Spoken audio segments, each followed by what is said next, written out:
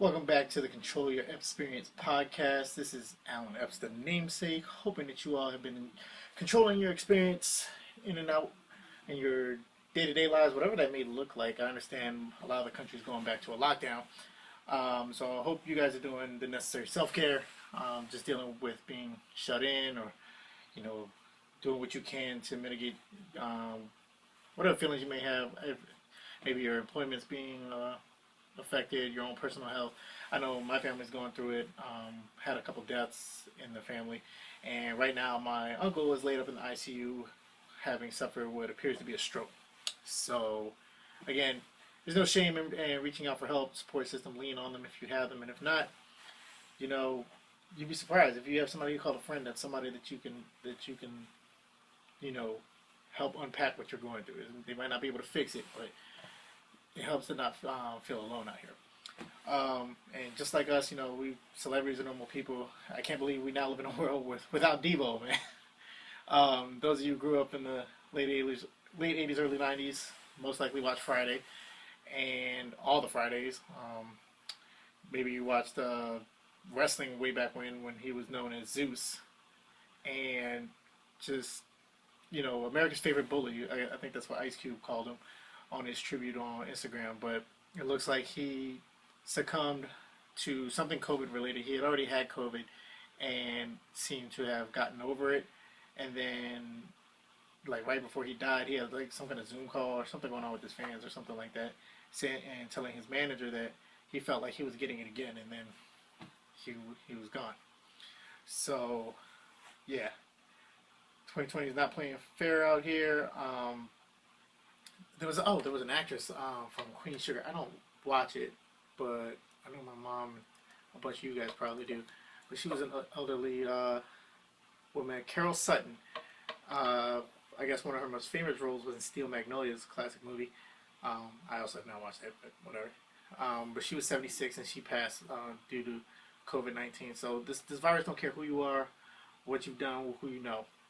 We really need to take it seriously. For those of y'all out here hooping it up, and that's the most nuts thing to be doing. It's an airborne virus, so what do y'all do? Go out there and breathe and blow air around on purpose because it's got a flavor to it. Y'all, we never going to get off punishment if y'all don't take it right, and the longer we stay on here, more people are going to die. Alright, looks like Pfizer got approval from the FDA to start mass producing their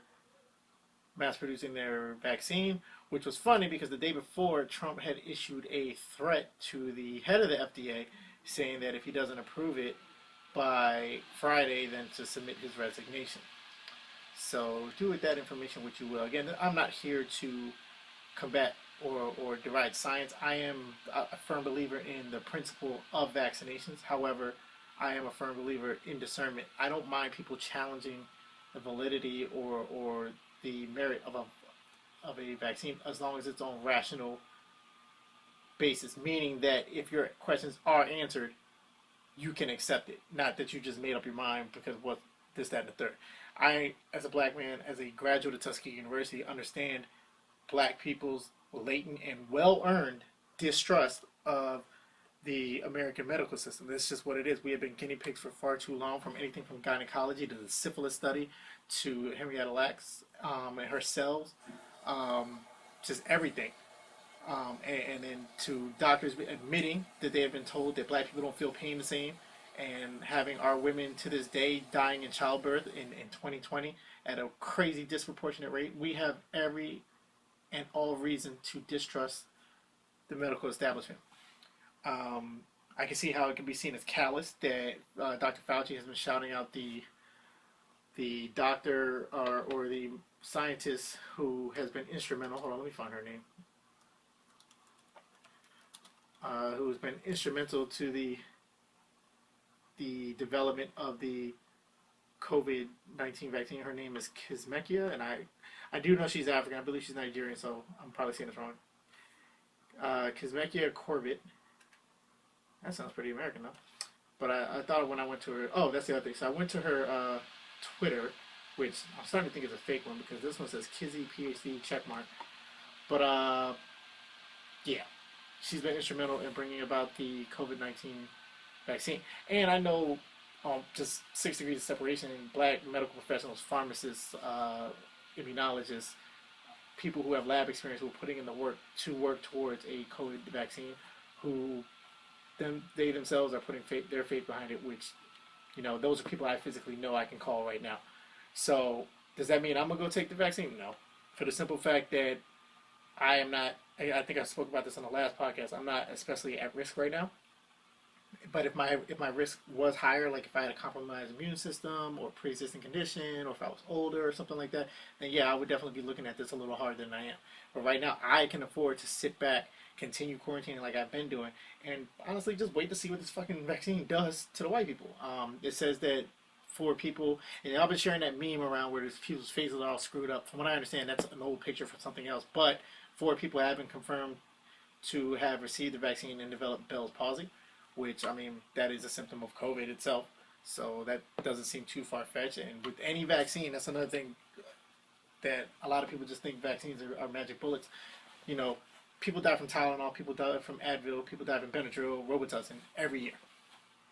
All right? And yeah, most of those are abuse situations where people took too much. But sometimes you just have an allergic, or not even allergic, an adverse reaction that you can't make a pill work for everybody's body because everybody's body's different. So it stands to reason that vaccines, just like any other drug, because that's what it is, it's medicine, can adversely affect some people. People just got it in their mind that vaccines are just a magic button, and they're not. But again, I remain skeptical, not only because of the sordid history of the American medical machine against black people, but the fact that the average vaccine takes anywhere from 25 years on average to develop. Now, could that be a testament to Trump saying get it now and cutting through red tape for whatever motive, nefarious or otherwise? Maybe. Could it be that the whole world, has been focused on it? Maybe. Or could it just be that we have more refined scientific processes that we've learned from those processes that used to take place? I don't know. So there is a very good chance that this could be a valid vaccine, an effective vaccine. They're going to find out on somebody else. But I am open to taking it at some point, assuming that it does not give me, and I'll keep taking it. I'm assuming because it's a virus that it would need to be updated every some odd years, just like the flu does. But the flu vaccine has given me adverse reactions several times, so I don't take it anymore. I've gotten the flu one time, and that's after I kissed a girl that I kind of knew she had the flu, but I didn't care because I was thirsty. But whatever. Yeah, don't judge me. So I encourage you guys to keep an open mind. I'm not telling you to go take it. I'm not going to judge you for not taking it. But I will judge you if you start not taking it because of your Hotep conspiracy theories and shit like that. Then yeah, you're just another idiot. And of course, in typical internet fashion, the reason why I was surprised at her Twitter being validated was because I saw some other screenshots where they alleged that this same woman had made some anti-black tweets way back when about how she's looking for a white zaddy and how she hopes her kids have white friends because, yeah, who knows. And I honestly don't care. Does the drug work or not? You know what I mean? Like, let's say she is a racist or a coon or whatever. She wouldn't be the first one to make some shit that y'all niggas bought. So, whatever. But that's all I got on that so far.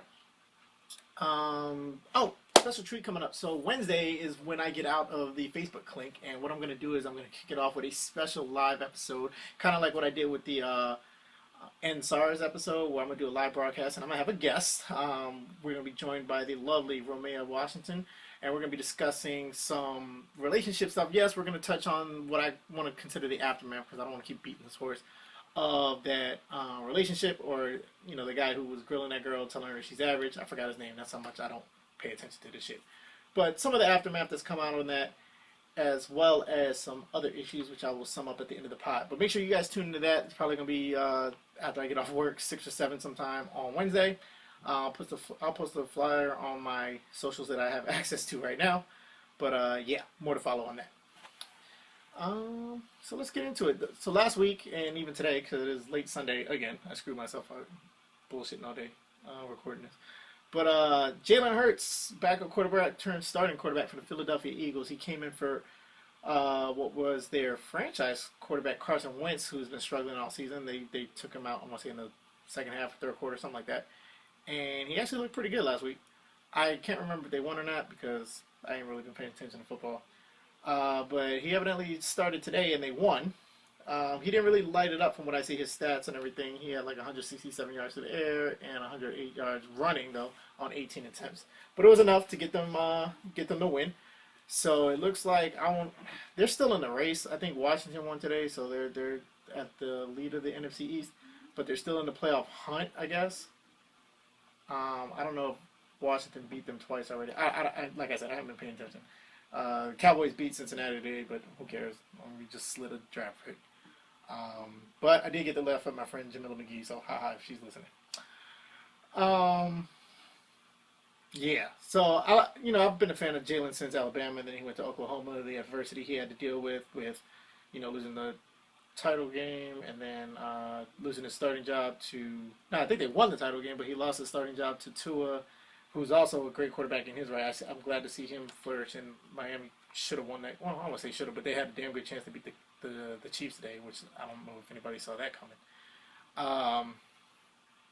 Yeah, but I'm glad to see it. I was kind of upset that he went to Philadelphia because nobody really saw Carson Wentz falling apart like he is now. And then number two, even if he did, he's got like a monster contract where I don't play GM in sports like a lot of people do. I'm all about what's happening on the field.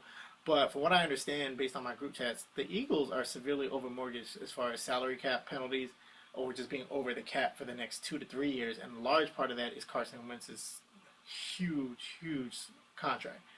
So I didn't like him going there because I felt like he would never get a fair shake. And I think he even was drafted when he was drafted that he could be a starter in this league. But now, even if it's not necessarily his job to win or lose, they keep winning, or at least he keeps putting in solid performances. At the end of the season, he's going to be a top trade option because the Eagles are going to have to make a decision. I don't know how they're going to trade Carson with that contract because it's huge. So Jalen then becomes a good piece to trade to get some other pieces for that team. And then I don't see him getting traded somewhere else to be a backup quarterback. I think because there's plenty of teams right now that might be looking for another answer, like the Patriots. I hate to say it, but Cam is also struggling. So who knows? But maybe Belichick might be weary of running quarterbacks. I don't know. Yeah, but that's all I got for football. Going into Hot Ghetto Mess, Ratchet Mess. So there's a singer who I had never heard of before named Anne Marie. And I saw this originally. I thought it was a meme. When they start posting like prison babes where the chick gets arrested and she's cute and everybody's like free her just regardless of whatever nonsense she did. Well, this is a little bit more serious than that. Shorty is a singer out of Chicago. Again, I never heard of her ever in my life. But she evidently shot a man in the head who, I guess it's aggravated assault, so I guess he might still be alive, but he got clipped in the head. And I actually have the TMZ call. Hold on, let me see if I can get this to work. See if we can play it. Hold on, the ads are playing. Script. Here we go. Shout out TMZ. I swear to God, I love you. I love you, baby. I love you. Emma, please, my man inside, please. I'm not. Please, Emma, please. Okay, hold on. What's the address now? Please, Daddy, please. Okay, you said someone was shot? Yes, please, Neil. Okay, one moment. Neil, please, please, Neil. Hold on. Please, somebody help me. Hold on, let me get the ambulance on the line. You have to calm down, man. I know the accident. Okay, you have to calm down so we can help you. The address is...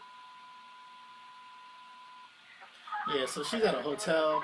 The story reads that Ma'am, you have to calm down she so accidentally that we can shot help this you. dude in the forehead, some guy named Jonathan Wright. It's gonna be... Okay. Please, Neil, please, Neil. Where are you at the hotel? Ma'am, I'm in the... Alright, that goes on for like another 2 minutes, but suffice to say, it's crazy incident that's going on. But of course, I saw it again as a meme, as a screenshot, And they said that, some bird talking about, yeah, don't play with her, because the caption was like, she shot her side nigga for cheating on her, some shit like that. And, of course, some bird who shared it was like, y'all don't be playing with these females, yeah, free her, blah, blah, blah. I'm like, I didn't follow the girl who put that caption, but somebody I am Facebook friends with shared that. So, yeah, I'm 6 degrees of separation away from a bird. But anyway, yeah. So come to find out, somebody else is saying that it's her ex-boyfriend who she shot. Yeah. So she's out on bail right now for $60K for shooting a nigga in the head, I guess. So yeah, he's got to be alive. With the restriction order, and this happened in Atlanta, even though she's from Chicago. Yeah. So that's crazy. But yeah. I don't know. Stop playing with guns, y'all. Like, assuming that there was no maliciousness in this, stop playing with fucking guns. I'm tired of seeing you, especially y'all chicks who got like the shooter boyfriend or the weed head boyfriend or whoever. Y'all find this gun and y'all want to go on the gram and what? I just be waiting for one of y'all to clip one of y'all's long ass fingernails. I'm not saying that shorties can't be fine and possess guns, all right? But do it right, get some training, and stop fucking playing with guns. It's only a fucking matter of time. Like seriously. Moving on to white nonsense. So, well, no, this is more Negro now because I put this squarely on Floyd. Logan's doing what he's supposed to do. So, Floyd Mayweather has accepted a fight with Logan Paul, who is the brother of Jake Paul. Now, the older brother. Now, Logan has seen his share of stupidity from the internet. I thought he was funny. I still think he's kind of funny, but he's obnoxious in that white, spoiled frat boy way who can do no wrong. No matter how much wrong he does, he's never really going to face any fucking consequences. But the thing that kind of turned me off about him was when he went to Japan. Japan has this place called the Suicide Forest because if those of you don't know, Japan has one of the highest suicide rates of any places on the earth. I mean, you can get into a bunch of reasons why it might be. That a lot of times it can be gloomy out there, raining and stuff like that. Japan places a huge emphasis on education and, the society, the family's honor is based on how well you do in school and what kind of jobs you get, stuff like that. So that kind of pressure, like while we get overwhelmed with school, the motherfuckers be in school all day, every day, for years. You know what I mean? And it even pervades their anime. Like, I don't know if any of you watch My Hero Academia or Naruto or, all of their animes have some, if it's a younger character, even Dragon Ball, when Gohan, they all have emphasized, we have to go to school, do this, that, and the third, you know what I mean? Or it determines how good of a character they are. It's a motif. Whereas our cartoons don't be on that shit. We don't be giving a fuck. Like, even Power Rangers, them niggas used to skip school to go fight niggas. But, we got Power Rangers from Japan. I never watched the Japanese version because I don't speak Japanese, but I'm sure them niggas was in school and ran their phase afterwards.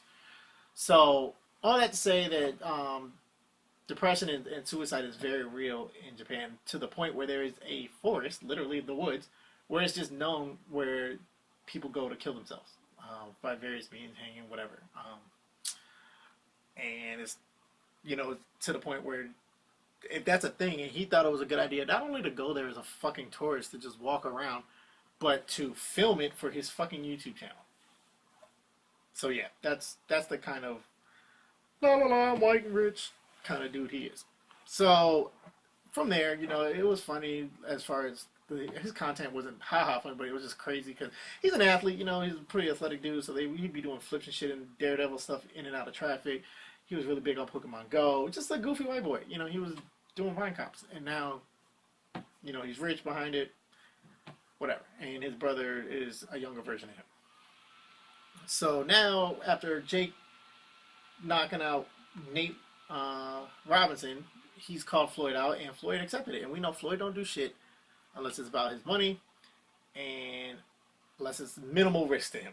You know what I mean? Like, and that clearly just shows that he views Logan Paul as no threat. Now, Logan's bigger than him, but Floyd's come out and said that Conor McGregor hit Floyd more than any other fighter that I've ever seen Floyd. And that means one of two things. Either A, he was that good to hit Floyd, which, I mean, you could make that argument because he hit him. Or B, Floyd did not give a shit about getting hit by Conor. And I think that's evident because we have never seen Floyd Mayweather come forward like the goddamn Terminator to just punch you out, which is what he did to Conor. He was letting Conor hit him, and for every time he hit him 3 more times and was throwing like what appeared to be power shots, which has never been in the Floyd Mayweather repertoire. So when Floyd says that Conor's punches didn't do shit to him, I'm inclined to believe him. And if Conor's an MMA fighter who should know how to punch, that means either he doesn't know how to punch or that boxing striking is just different. It's a different animal. Conor's used to being able to knock people out in those gloves that are very minimal. But you have to learn how to punch with padding, weighted gloves. Who knows? Now, Jake Paul has actually boxed some. I don't know what Logan's fight. I know Logan got beat up by that other YouTuber dude. So I don't expect too much. I know he's not going to be able to hurt Floyd unless he does something dirty or the side. He just happens to catch. It's just like anywhere else where he just happens to catch Floyd and he's big enough to make it hurt. But I don't see that happening. But Floyd's going to get an easy payday off of this shit. And I'm annoyed because, yeah, there's real boxers who deserve a chance, or even other fighters, but Floyd's retired. He don't want to fight nothing real. He even said it. There's no amount of money. I think he said it with Shannon Sharp. There's no amount of money that can make him step in the ring with an actual fighter. He said he would fight Logan Paul over the lowest ranked welterweight because that's somebody who knows how to throw a punch. And I'm old. It's not my time, number one. I want to let the young boys shine. But two, it's not worth it. That's why I got out. You know why I can do dumb shit like this to make people roll their eyes? Because I retired me. Boxing didn't retire me. Now, those are his words. I'm paraphrasing. But I'm annoyed. And I blame Nate Robinson for this shit because the Paul should have been out the paint. And, yeah.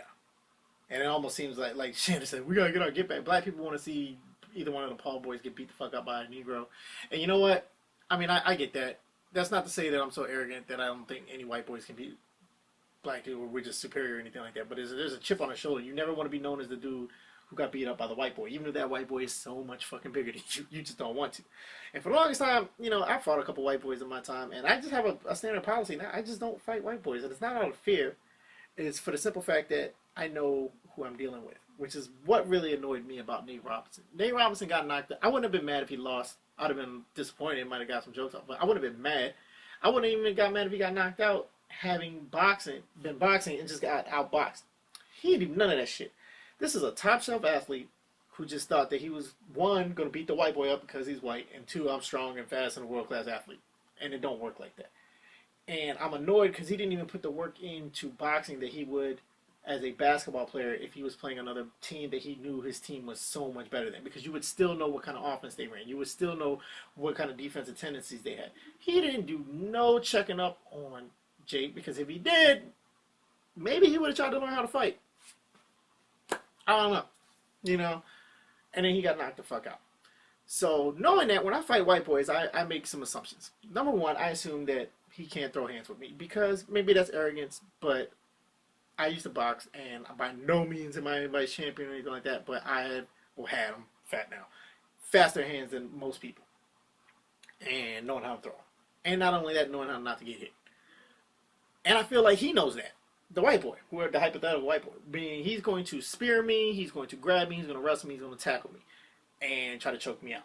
Not only because that's what white boys do, but because also, you know, for those of you on YouTube, this is me swollen, you know, but for most of my life, I walked around at maybe anywhere between 140 and 155, 160, and I'm a skinny dude and I'm lanky.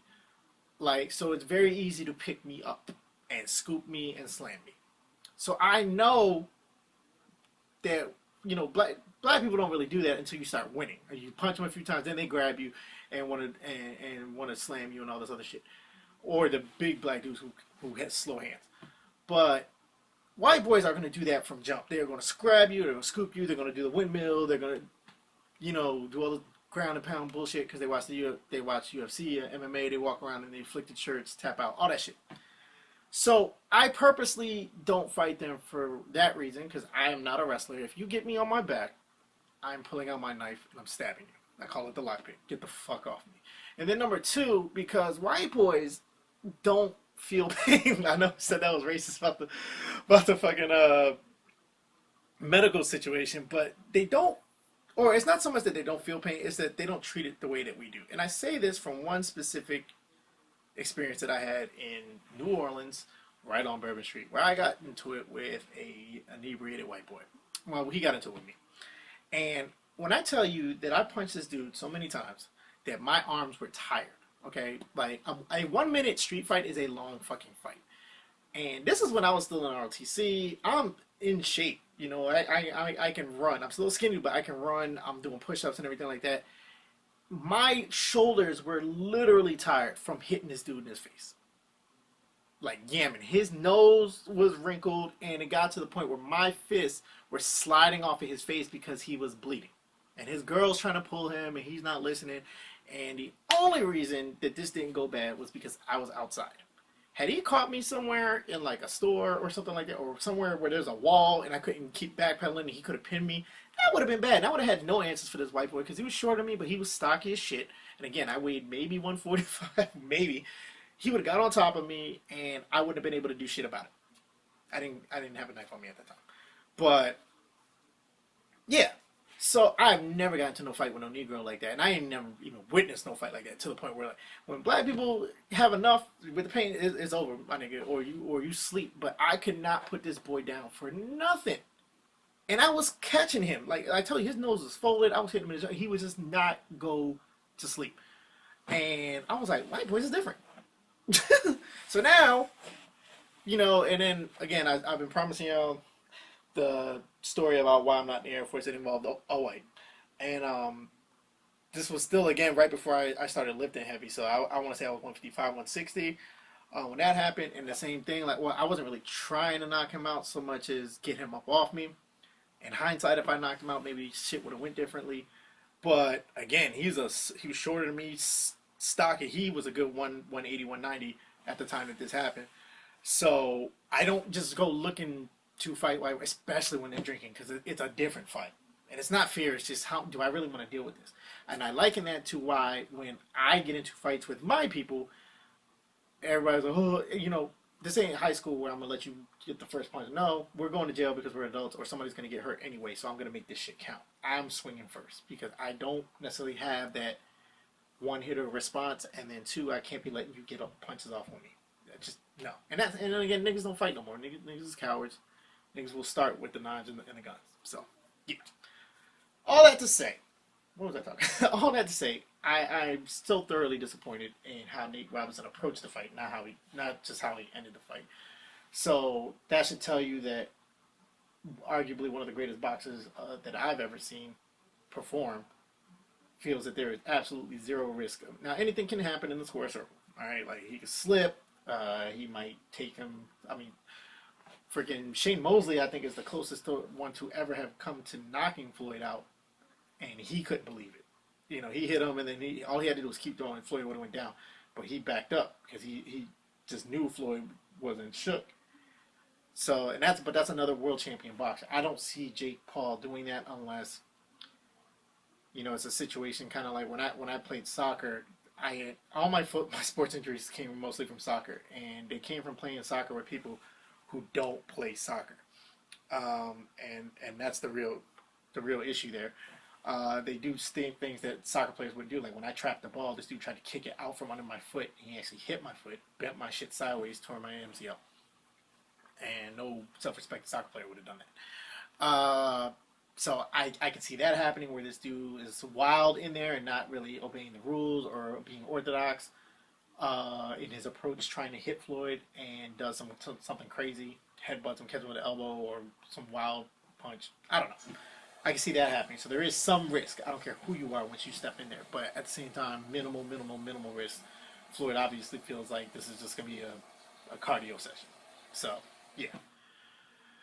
I'm not getting paid. So whatever. There was a picture that kind of, I don't even know if it went viral. It just came across my Facebook feed and I can't respond. Wiz Khalifa has a photo kissing his son Sebastian on the mouth, and it's got the internet and it's hissy. Now, it's kind of, you know, we've seen this shit before, but it's getting to the point where it's like, I'm so glad, you know, I had to get older to appreciate how much my father meant. Like, I've always cared about my dad, obviously, but I don't like trying to find worth in what I have by putting it in context as to what other people don't have, if that makes any sense. For like, I want to value things for the value that they have in my life, not necessarily the value that they that would be lost if they weren't in my life. Now, that can be a very valuable tool to teach an otherwise ungrateful child and everything like that. But you grow up thinking that people either grow up with their parents, or even if their parents aren't together, that their parents are involved or whatever. You just take that for granted. And my dad, for those of you who are my Facebook friends, most likely are friends with my Facebook dad, or my Facebook dad, my actual dad on Facebook, or you've seen him there wilding or whatever. And I thought that, y'all were friend requesting him, or he was doing it to y'all because he thought, if you post scandalous pictures or you write funny shit, he likes to laugh too. But it took me years of being with my dad's Facebook friend to realize that a lot of you hit my dad up for advice on shit. And at first I thought it was weird, because I'm like, Dad, why are you talking to people I barely talk to? And, they're asking me about this situation. And I'm like, why don't they go ask their dad? Oh. So, I let them cook. And I let y'all cook, because I realize that's a valuable resource. And then two, I lean on my dad for a lot of shit, but at the same time I don't. Like, if I come to him, it's because I absolutely need it. Like, so I'm sure that feels a niche or need for him to, impart some wisdom on someone. But, it takes little things like that as you get older to appreciate what you never had to go without. Not just from I wasn't hungry or never needed new clothes or anything like that, but I never had to go look for somebody to be my dad. So with that said, with those people who do live that experience, a lot of y'all just don't know how to process a father loving on his son. Now, would I go kiss my dad in the mouth like right now? No. He says I did it when I was a baby. I'm sure I did it, because kids, when they learn how to kiss, that's what they do. That kiss on the cheek shit is a learned behavior. So I think Bash is like 6 or 7. Hold on, let me see. Bash Khalifa age.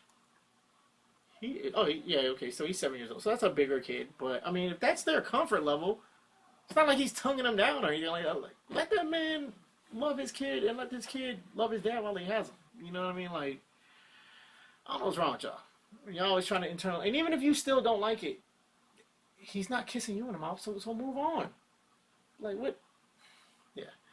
It's okay if you don't know what a good relationship is with your father, but don't go perpetuating that and projecting that on others and then guaranteeing that you're going to project it on your children should you ever have, if you ever have them, or currently have them. That's my 2 cents.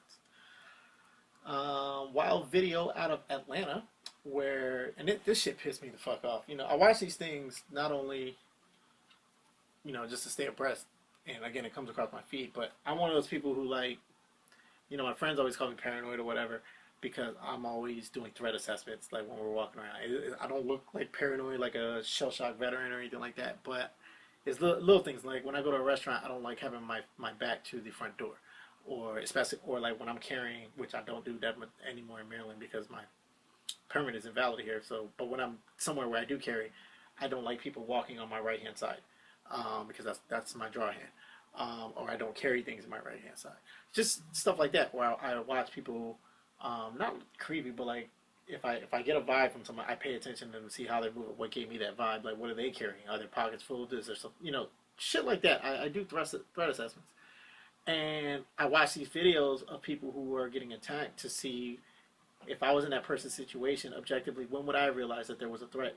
What would I have done if presented with this threat? And basically, this girl was working, she's 17 years old, working at a Dunkin' Donuts, and I guess they were out of a particular kind of donut, and the dude was in the drive-thru. He got pissed. So he comes in to the lobby, starts wilding on this girl, and then pulls out a knife, like it looked like a kitchen knife, honestly, and starts trying to stab this chick. And he does stab her, but he's coming wild overhand strikes. How she escaped with, she needs stitches and shit like that, but she had without a real fatal wound is beyond me, because he was coming down, and he a male, and he's bigger than her, and yeah, it was fucking bananas. So yeah, of course there's the protect black woman motif on there, where it's like, what the fuck is wrong with people? Like, how do you get out and stab somebody over something like that, donuts? And then two, how do you protect a black woman like this? She's at work with other women there, like, what? I don't know. y'all niggas are wild. I'm tired of seeing us doing this shit, especially to our sisters. All I can say is please stay vigilant out there. And ladies, if you live somewhere where you can carry, fucking carry. At the very least, the pepper spray. Don't carry them fucking tasers. I'm telling you, they're gonna get you hurt. Watch my video on YouTube if you have any questions about pepper spray versus tasers. So we were supposed to get a versus battle yesterday, Keyshia and Ashanti, but however, it was canceled. And I don't like that word, because cancel implies it's not going to happen. I would have liked to have seen them say postpone. Especially since the reason being that Ashanti tested positive for COVID-19. She says she's asymptomatic, she feels fine, and she wanted to do it from her house. But, yeah. So I don't know why they don't just postpone it, or I'm sure they're going to re-announce it. But hope she gets better soon. I didn't really go into a deep dive last time of who I thought was going to win. I think based on, hits, which is pretty much what runs this, is that Ashanti's got some very top, 40 bangers out there. Keisha's got some too. I think the consensus is that the substance of Keisha's albums is going to resonate more with Keisha fans. And I think there's overlap between their two fan bases. But in 20, you probably got to go with the hits. But I did see a meme where it was like the girls that think Keyshia going to win versus the girls that think Ashanti going to win. And the Keyshia chicks had those bubble jackets with the fur and the Fruitopias and the hot chips. And the Ashanti side had the velour suits, the baby fat velour suits and stuff like that. It was pretty fun. Inaccurate, because those were exactly the girls in high school who used to bang Keyshia. Yeah, harassing you at the vending machine. Yeah, so hopefully that gets re-announced. In the meantime, it looks like they've announced E40 versus Too Short, which is a whole Bay Area thing. I don't even know. I mean, I feel like Too Short has the more mainstream hits, but, people who love E40 love E40. And then it's a Bay thing, like they're listening through Bay ears, so who knows? I can't call that one. Yeah. Rapper Casanova got indicted on a RICO, and of course they being the feds, have cited that his multiple interviews on Vlad TV, confessing to various criminal activities or putting him in places where other because that's how RICO works. Like, you get caught in a conspiracy, so somebody else might have gotten arrested and charged, but they named you as part of their criminal operation, and even though you might not have done what they got charged with, you're part of the organization, so now you got hit with the RICO charge. So his tidbits on Vlad linked him either directly or indirectly to another investigation, and now he's locked up facing hella years for that shit. And it's funny though, because I don't really watch a ton of Vlad. If I do, it's because there was a moment in Vlad that went viral, but I don't sit there and watch all the interviews. But I do remember thinking and I am, again, by no means a gangster or anything like that, but I do remember thinking, why are they telling this motherfucker all that? I thought he must have some pull in the game. He might be like a DJ Khaled or something like that. No, he's just like a Charlemagne, but white and Russian. And I just kept sitting there thinking, like, every time I hear about these shits, I'm like, why did they gotta be lying? But no, a lot of this shit be true. Some of it do be lying. Like, I have a friend of mine who knows Taxstone, and basically, I was in awe of some of his stories. And I told her, like, that nigga lying for the fucking Instagram or YouTube. Like, that's not what happened to that motherfucker. I was there. So I'm not gonna get into her name, but yeah, niggas do be on their line. But even the lies, it's like, why would you admit this on camera? It's just the dumbest shit. And then, of course, notable celebrities like Godfrey and Lord Jamar, who frequent guests on him, they split with him over comments he made about Minister Farrakhan. And I guess Joe Budden on the JBP was always talking about how Vlad is a culture vulture and was going to get people up. So, of course, when this happens, he was like, I told you so. But, I mean, I don't really care. I'm not getting paid by neither one of them niggas, and I'm never going to be on their shows. But my thing is, like, why do niggas insist? I understand people want to tell their story. If you watch the First 48 or ID channel, that's what the detectives already say. Human beings always want to tell their story. They always want to be heard. They always want to feel like their side got out. And I get that. And it might even be cathartic. But you niggas are in the life. You got to know who to not tell, especially in a digital format that's going to go on the internet and last forever and show up right in your arraignment, right in your indictment. So, Yeah, but I guess rappers don't mind getting caught up because Lil Baby. Now, be clear, Lil Baby is, in my estimation, the superior of all the infantile rappers, rapers, to include Baby and Sada Baby. I feel like Lil Baby has the superior flow, superior content, and superior production of all his music. That said, what he don't have is the superior judgment, because allegedly this motherfucker played a porn star to beat. Now, alright, whatever, niggas trick off every day, might as well trick off with a porn star, I'm with that. The porn star that he tricked off with ain't all that cute in the face, but, and that's another thing, y'all, I feel like this is the women who don't understand, or they do understand, but they don't like it because it makes them reevaluate certain things in their life, so they try to do this narrative, why you fuck this ugly bitch, One, because it's easy puss. Two, is a porn star, my nigga. He's not trying to marry her. He ain't trying to claim her or nothing. He wanted to see what that porn shit do. And he's seen her fuck game is authenticated. So that's why he's fucking her. Like, everybody went in on Quelly when it came out that he was fucking Sarah J. Sarah J is a fucking monster. Yes, she's got a big old nose, and yes, she's not all that cute. So, she ain't gotta be cute when she make my dick disappear in her mouth. Like, what the fuck? That big ass, like, yes. And then I get to do nasty, slutty shit to her, and then she goes away? Yes, I see the appeal of why a star, a rap star, even a pro-black one, would go fuck her. So, I see why Lil Baby could or would pay Miss London, because if you ever seen that bitch fuck, she can fuck. No, she's not that cute, but she don't gotta be. He don't want her to be. He wanna walk away from her. But he denied it, and, I'm a little annoyed too, because it's one thing if, you reach out to a sex worker and she performs her services and you stiff her like you don't pay her, or you abuse her or something like that, and she airs you out, whatever. But my thing is, evidently she got paid. She had she had much fun with her client, and then she gonna go snitch on the nigga. Like, what the fuck is that? Like, that gotta be against the hoe code. Like, I don't know if any of y'all know some hoes, have them weigh in. Hit me up on Twitter or Instagram. But and beyond that, like, I feel like that would have been a decent client if you guys had that good of a time. And why would he come back to you now? And why would any other person who, has that kind of money or want to come to you if you're just going to put their business out?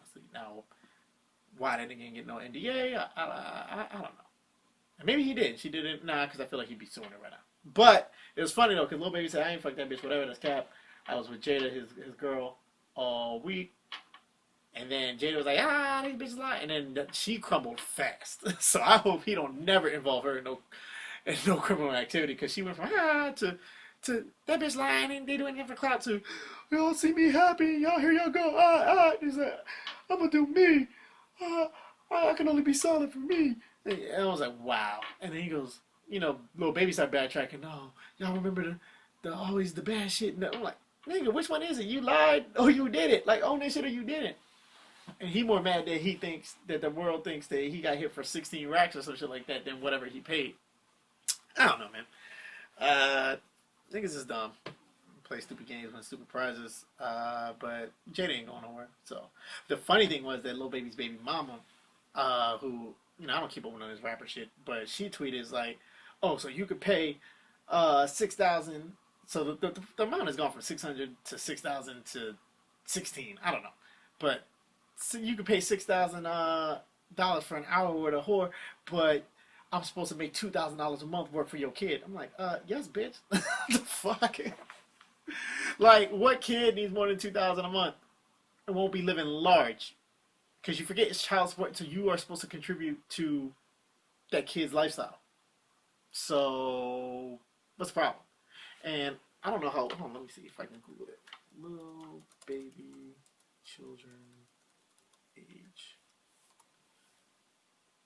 He's got 2 kids.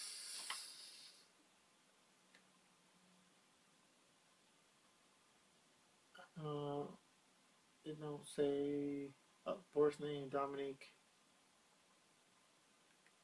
Let's see what his wiki says. Don't even mention his kids. His son named Jason. Little baby.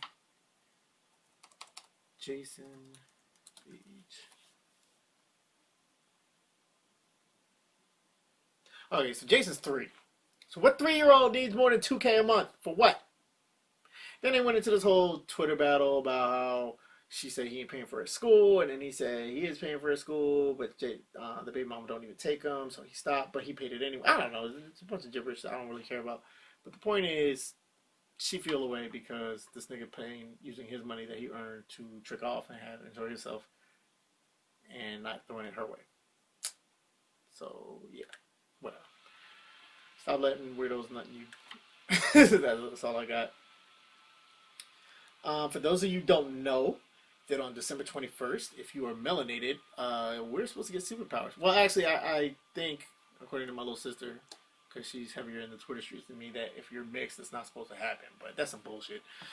But evidently, according to various hoteps on the internet, come December 21st, our genetic code is supposed to be unlocked either by the stars or some shit, and we're going to develop superpowers and boss up. All this became because they were arguing about the vaccine and how the government's trying to test it on us and alter our genetic code and shit like that, and then it just took a hard left turn into this bullshit. And y'all niggas are exhausting. Like, cause it was Twitter. I thought people were trolling, but no. Y'all, I would say stupidity should be criminal, but how you gonna enforce it? And then 2, everybody gonna be a felon. So. Yeah, I don't know. Stop taking advice from these people. So, in Trump's last days as president, he's making a mad rush on executions, and he actually he didn't carry it out, but he signed off and moved forward with an execution that a stay had been granted for Mr. Brandon Bernard. No, yeah, here it is.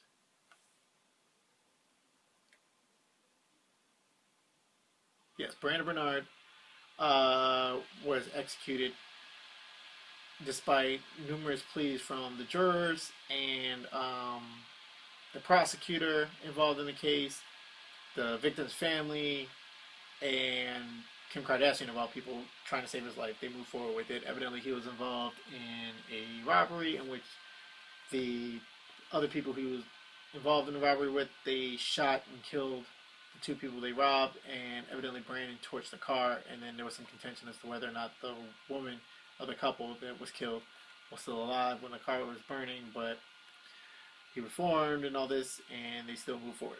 And evidently the second guy, a guy named Alfred Bourgeois, he was actually, I didn't see that one. I knew he was on the list, but I didn't know that happened. Oh, he was executed the day after. Let me see if they have any details about his case.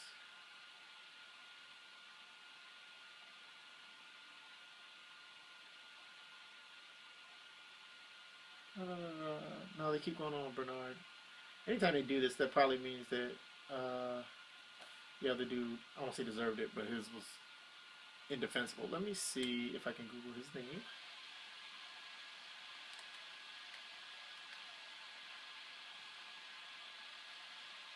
Okay. Bourgeois, 56, was sentenced to death in 2004 for torturing and killing his 2-year-old daughter in Texas. He was pronounced dead at age 21. In his last words, he offered no apology and instead struck a deeply defiant tone, insisting that he neither killed nor sexually abused his baby girl, according to the report. So he maintained his innocence. Yeah. Me personally, I have no problem with the death penalty. In fact, not even no problem. I think it needs to be a thing. It absolutely needs to exist. In fact, I would expand it for certain other crimes. I would make a capital rape statute in which that if you are a predator, like if you have a pathology of predation on people, that you should be eligible for sexual crimes. You should be eligible for the death penalty. That's just a thing, because there's no rehabilitating you. You're not going to turn a wolf into a vegan, take him out back and shoot him. That's just my personal thing. However, I do think that this country, the states, have been wholly irresponsible in their administration of the death penalty. That until our justice system is reformed and has from top to bottom and is more equitable, and the standards for guilt and everything are strengthened, then yeah, we shouldn't be executing people where there's not beyond a shadow of doubt of that we know that they did it. But that doesn't mean I think that the death penalty should go away. I think that it's just like a gun. Like, you shouldn't use them unless you're trained, but it still needs to get used. So that's just my thoughts on the death penalty. I do know that the next chick absolutely needs to get fried slow. Let me bring her up. It's a white woman, but that's not where she needs to fry. Her name is Lisa Montgomery, and let me read to y'all what she did. Oh, they postponed her. Hold on, that was the first thing on Google saying.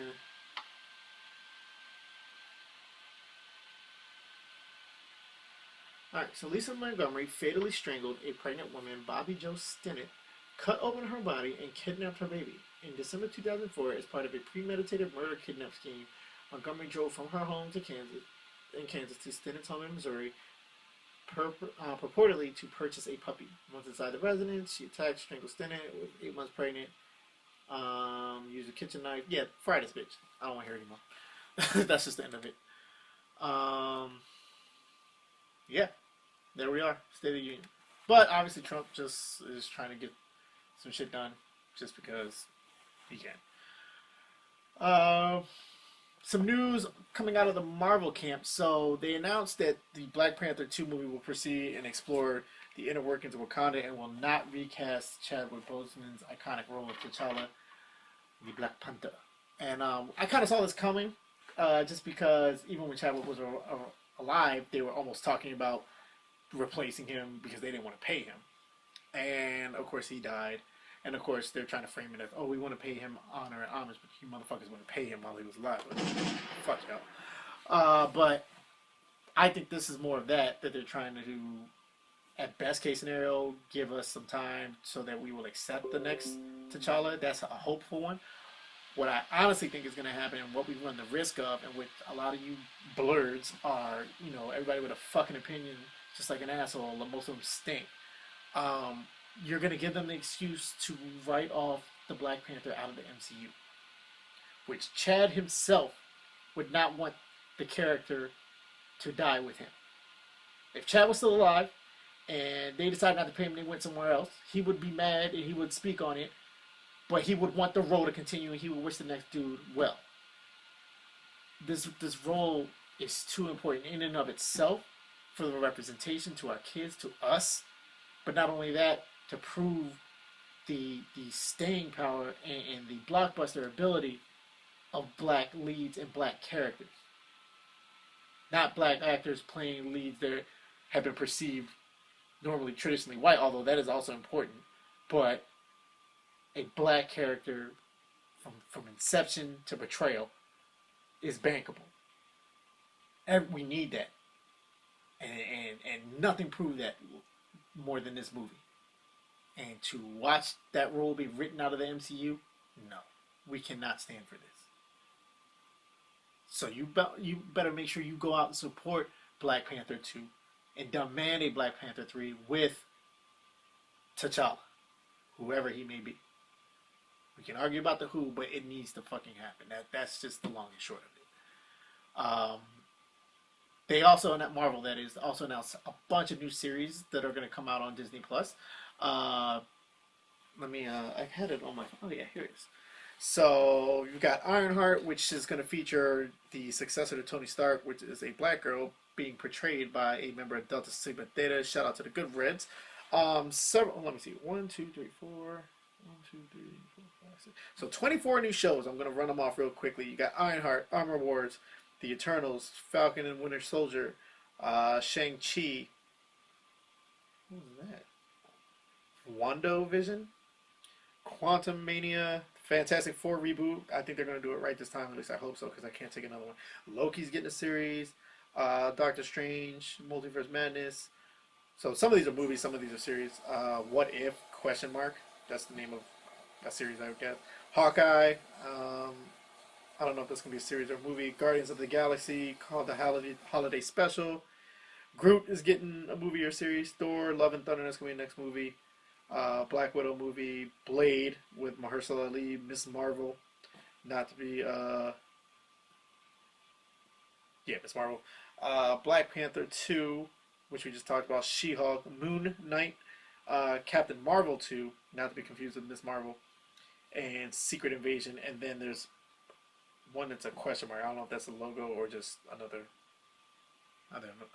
announced that hasn't been announced yet. In addition to that, Disney has announced a bunch of Star Wars series that are going to come out on Disney Plus. And for those of you who don't realize, Star Wars is more, a lot of you guys aren't Star Wars heads, but Star Wars is a whole universe and mythology of itself. Like, there's a ton of novels and books about it, and that's what these series are going to be delving into the lore and ethos of characters who are compelling but don't necessarily warrant their own movie, full-length production, and everything like that.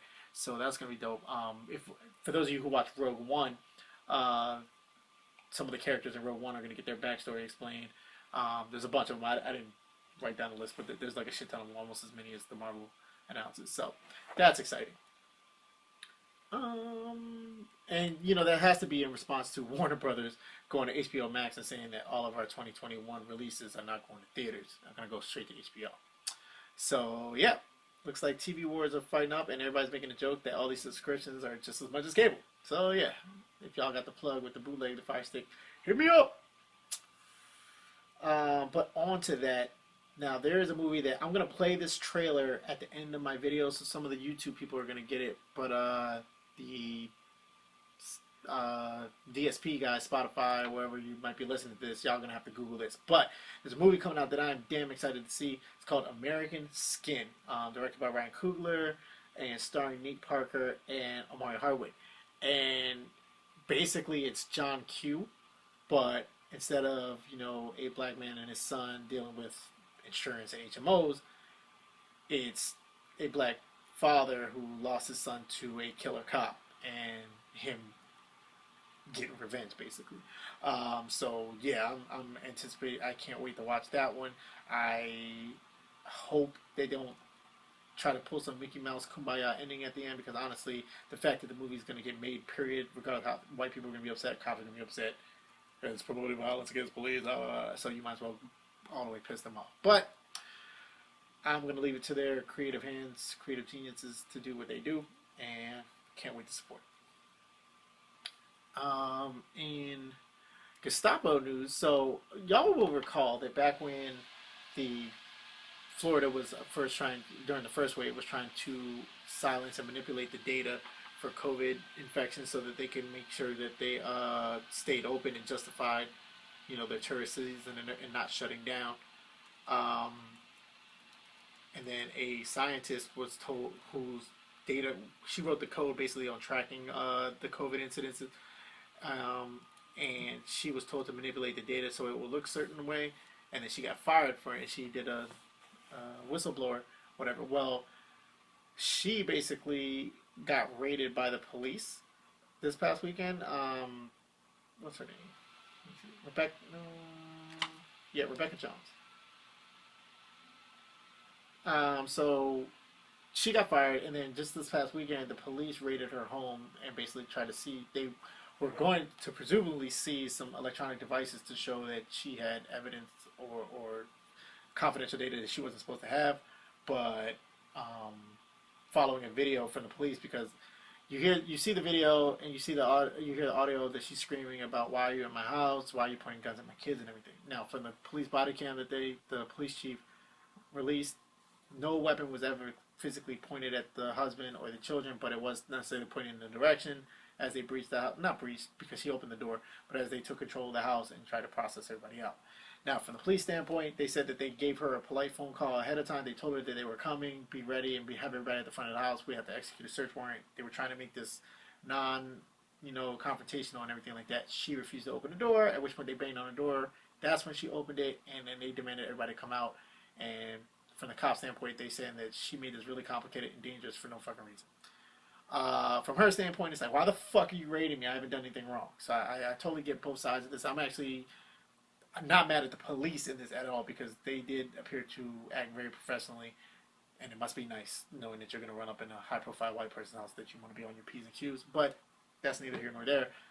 I do think that the cops were just doing their job. But whoever gave that order, this is clearly some bullshit. They said that the governor had nothing, DeSantis had nothing to do with this, bullshit. Bull fucking shit. they're trying to accuse her of hacking the deal, the Department of Justice and Department of Health, and she's like, I'm not a fucking hacker, and even if I did, what? You know, I'm gonna do it from here with. And then I guess they were checking out the kids' iPads and stuff like that, checking for classified and all this other shit. So, yeah. Terrible, terrible, terrible. Sign of the times, though. People think they can do whatever they want to do as long as they got their government juice.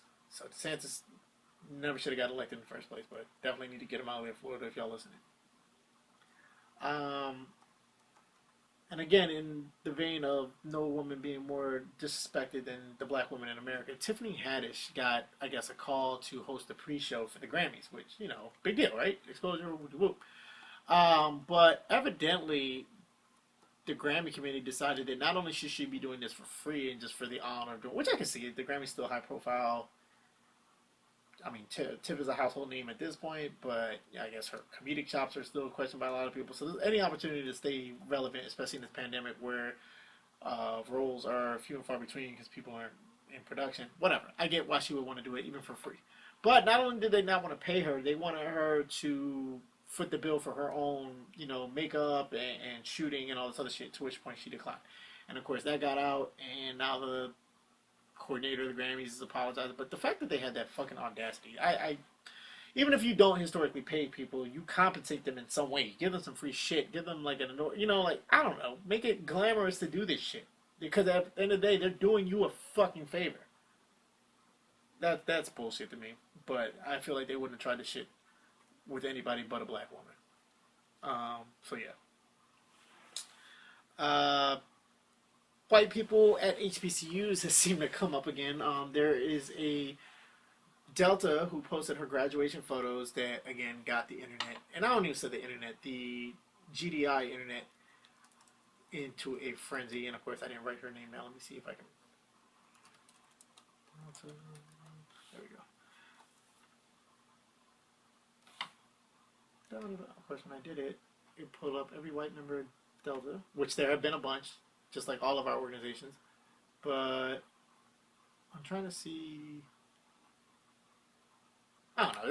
It's not important. I really don't want to highlight her for this reason anyway. She was cute, though. Anyway, the point being, she posted her graduation photos with her stoles and her letters on and everything. And normal people, especially people who've gone to HBCUs or have, crossed, shouted her out. Say, all right, cool. Congratulations. You know, yes, white people in our organizations is kind of a novelty because they are vastly outnumbered. But if you've pledged, you know that it's just, and I hate bringing this trope up because it's unnecessary, but it's just the fact of the matter is, just like when you go to the hood and that random white person is out in the corner, he's comfortable, he's the hoodest thing out there. Typically, our white members tend to be thorough as fuck because we make them be, because they are constantly proving themselves to the rest of us. And it's kind of toxic, but if you're an Omega, I mean, no Omega's safe, and I like it like that. But yeah, most of us, normal people, sane people, did not bat an eye about it. We just hope that she's going to be a good soror, you know, and, you know, our organizations have no shortage of lackluster members, and a lot of them are brown, and I guess some of them could be white. I mean, it's what you do once you put on the letters and you take up this lifetime obligation. But to the uninitiated, they seem to be more offended than anybody that, wow. First of all, I guess that she had a photo, and they took that as her being highlighted. I'm like, these are her senior photos. Everybody else on her line got one too. This is just the one you happen to see. And then two, do we go out of our way to highlight white people? Why they don't do that for us in their white organizations? And why we even let them in? They have thousands of white organizations that's the whole reason y'all exist, because they wouldn't let y'all in. I'm like, and she chose to come here, and she met the requirements. She made it. So fuck y'all. Like. We always have to have this argument with people who don't, like, if you cared that much, like, why didn't you go to college and pledge?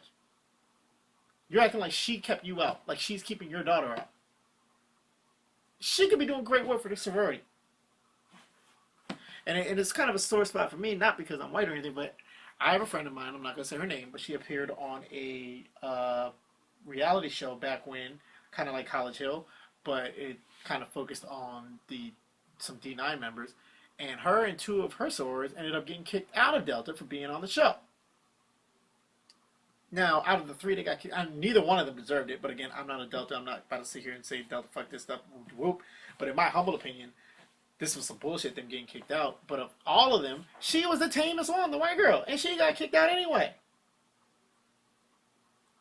So again, they were held to a very, very, very high standard. And, you know, I think that was a mistake. But again, I'm not a Delta. And Delta, again, from the outside looking in, Delta's got some other shit to worry about. Just like a bunch of Deltas can come back and say, well, the Qs did this, that, and they would be absolutely right. So that's why I mind my Omega ass business. But all that to say that white members are nothing new in our organization. Like that, I'm Googling the image. You can Google white member of Delta Sigma Theta right now, and you see senior citizens. They have been members for a long time. It is what it is. All we can do is ask them to, and it's not just Delta. It's every last one of our organizations. And they are good brothers. They're good sorors. It is what it is, and we're happy to have them. So I don't know what y'all so mad about. If you so mad, join. Oh yeah, I thought so. That's pretty much all I have, man. I just want to leave this with New Zealand. You know, had a whole parade and celebrated being COVID-free. They haven't had an infection in 8 months, and because they did what needed to happen. And the very same motherfuckers who, why are we shutting down? I get it. It's going to suck. But had we done this shit, they were the same people who didn't want to shut down in the first place. And it's clear that it would have worked. Clear. And now they just want this shit to go on forever, but at the same time, they don't want the vaccine. They don't trust the vaccine. Like, you motherfuckers are just like when I used to teach kids, and I would take their recess away and make them watch the other kids playing. And maybe I'd say you'd have to be good for 2 days before I give you a recess. And right before the last one, somebody would act the fuck up, and then we have to lose recess again. And everybody else gets punished because your ass want to act up. That's who you are. Except instead of recess, motherfuckers are dying. Okay? It is very embarrassing to be an American right now. The entitlement is on full display. The head-assery, the stupidity is on full display. And, you know, my family's going to be going through just like everybody else's family.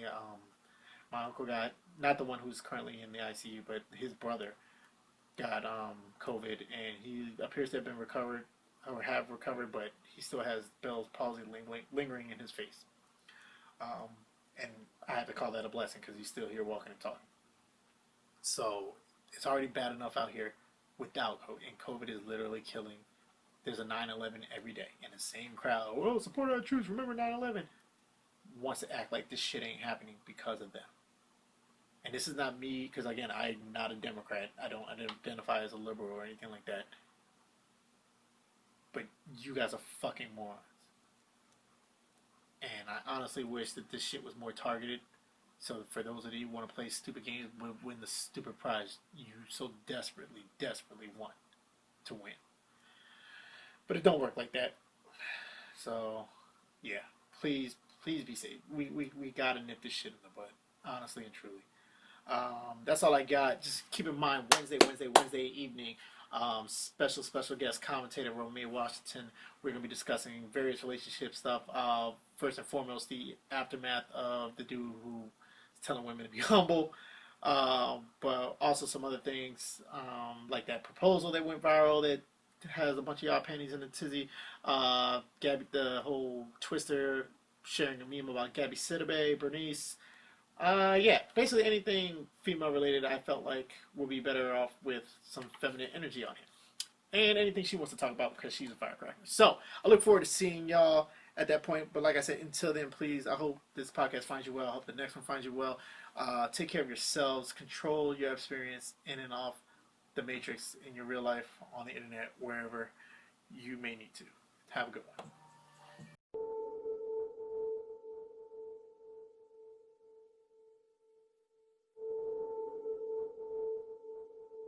You remember me? How you doing tonight? Doing well, officer. Can I see your driver's license, registration, and insurance, please? Of course, sir. My license is right here, my wallet. That's all right, son. You remember that night in July? Hands up! Hey! Wait! Put the phone down! Put that phone down! Sorry, it's a phone! It's a cell phone! It's just a cell phone! You knew he was unarmed. Get to the car and put your hands in the air! Officer, please, he's just a kid! You pointed your gun at him. Okay, get out of the car, son. Easy. He pulled the trigger. Put the phone away! Put the phone away! The grand jury determined that no probable cause exists to file any charges against Officer Randall. This is my son. This is my little boy. You took that from me. The world took that from me. Today we make that right. Hear me when I say this, because I'm only going to say it once. Don't stop filming.